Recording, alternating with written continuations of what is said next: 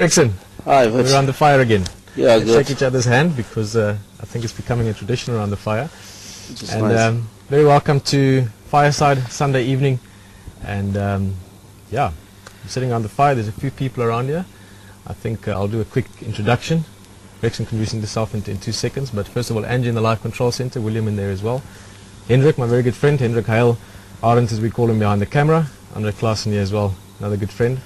I'm Peter Pretorius, and I'm Rexon. As you all know me, I'm joining around the fire for tonight. what did someone call you today, Rexon? Leopard Tracker. Leopard Tracker, yeah. And it's certainly been a good week, I think, for leopard tracking and for talking about leopards. I think that's partly what we're going to talk about to a large extent tonight. So, yeah, for sure. We're going to talk more about leopard. Sometimes additional on how we track leopard, how we find leopard around the area, which is good.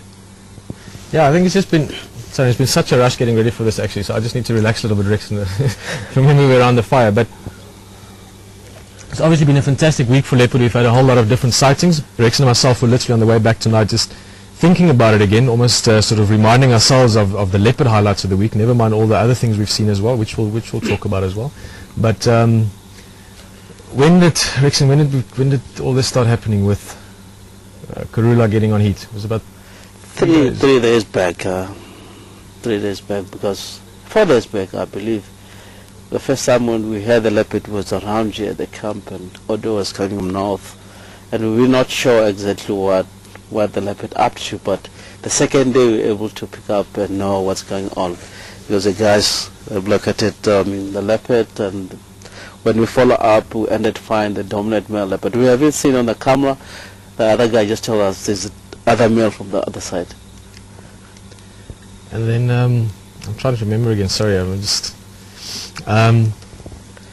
leopard. So we spoke about it briefly earlier. Did we see Matimba first, and then Mafufunyan the next day? Yeah, Matimba first, Mafufunyan, and yeah, we see Karula, Safari as well. Safari as well. Yes. Actually been quite amazing because it's the way it's gone is we've met a whole lot of leopard within a relatively short space of each other in terms of time. All leopard that we're aware of, but I mean we've gone sometimes for quite a while without seeing Mafufunyan, without seeing Matimba, and of course then Karula being in the area all the time. She's been in camp twice. She was here last night and the night before playing in the washing, and what's interesting as well is the relations between this. Now again, Rexon can embellish on this more, but essentially you've got Safari, who's a great leopard that I've known for a long time, since my early days of guiding here, and her offspring, Matimba a male, Karula a female, and all of them active in the area, and even that great drive I had with you guys. That's another highlight for me this week, you guys visiting. On that surprise drive we had during the day yesterday, we saw Tingana. So we've seen yes. 3 generations and 2 separate offspring from Safari in the space of a week. And we're going to see another soon, very soon, I believe. It's amazing how all this leopard can spread out around the area, as we can experience the generation of the leopard. If the leopard is mating now, Rolam especially, very soon, in 110 days, we'll be able to see the youngster, and that will be very, very awesome for us, very good, because we're able to put this in data and know exactly how it works. Everybody will know what's going on with the cubs when they started to mate. Actually, when we're lucky again, if we can get them, I mean, when the mother having a youngster was still young, it will be very good. It's super relaxed, but they've still got blue eyes. Yeah, I've only once seen a cub with blue eyes. And black in color. You know. I was able to track that. You know, I will be very keen to check the den.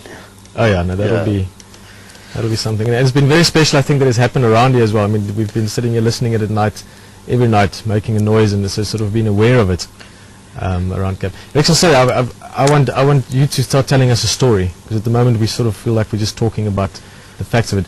You said earlier, this morning when we spoke about Safari, how she lost the eye. Now, for those of you that haven't seen her, Safari is a beautiful female, quite old. There's a lot of history to it, but she's got a very, very easy way of being recognized. She's got a opaque or a blind right eye, essentially, and you can see that quite easily.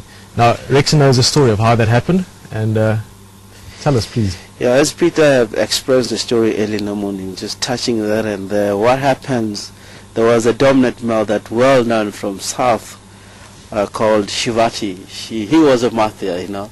If everybody around the area, Peter have caught it right, they call him Mike Tyson because he was fighting with all dominant men around. I mean, south and also heading down north. It was well known. The leopard was coming down from Londolozi. The mother of that leopard was called Tugwan. Now he crossed over Sen River. What is she called? Tugwan. Tugwan, like Hamerkop. Yeah, Tugwan Okay. female. He crossed over Sen River, ended to the south of Savisan, and he became a dominant male. Remember that time it was three spot that was around the area. Yeah, I remember three spot. Yeah, it was pretty. Yeah, when he come over this side, found that safari female she met with three spot, and Shivati come over and took over from a dominant sheep, and she find safari female having youngster.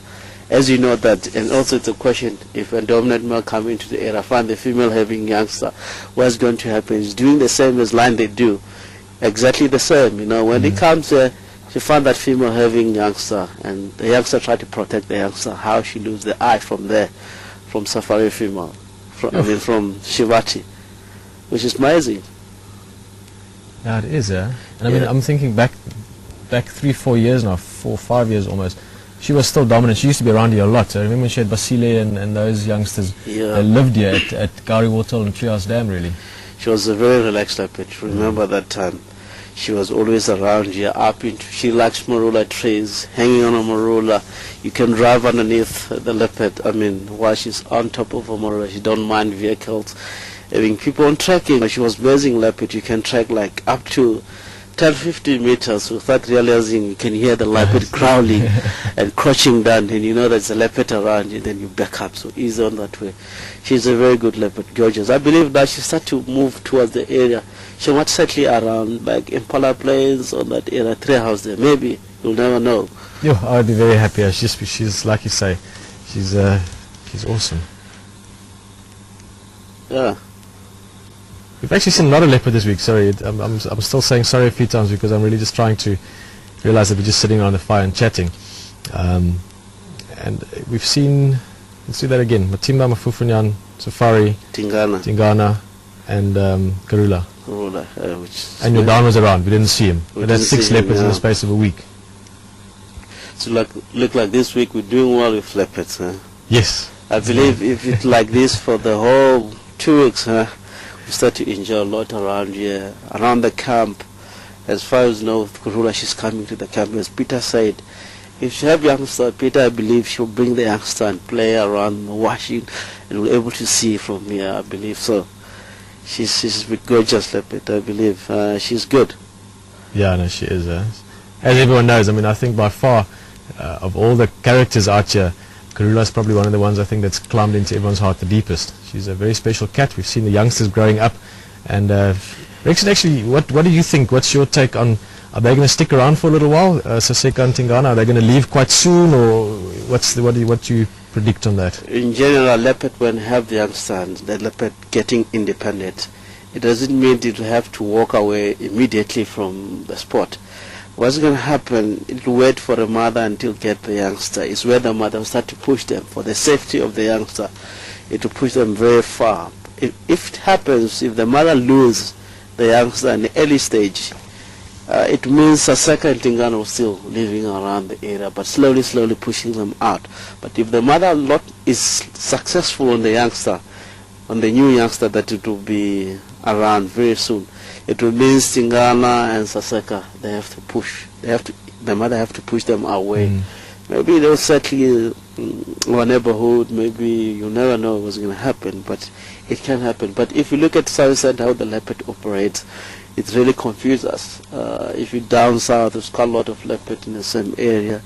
We know that leopard are territorial, but because of overpopulation, you know that in South End is only area, density of lions and leopard around here.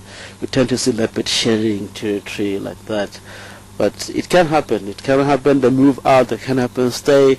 We will see it now and then, but maybe some else that will be more dominating. You never know what's going to happen, but it can happen like that way. For sure. Yeah, as you know that